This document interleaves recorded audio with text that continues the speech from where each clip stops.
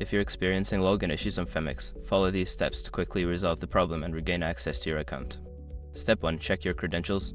Ensure that you are entering the correct email address and password. Double check for any typos or case sensitivity in your login information.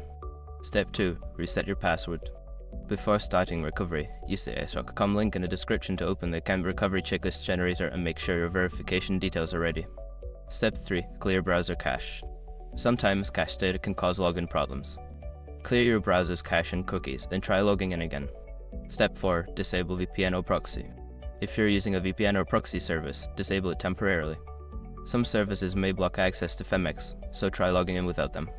Step 5. Contact customer support. If none of the above steps work, reach out to Phemex customer support for assistance. Provide them with details about your issue for a quicker resolution. By following these steps, you should be able to fix your login issues on Phemex efficiently. If the problem persists, don't hesitate to seek further help from the support team.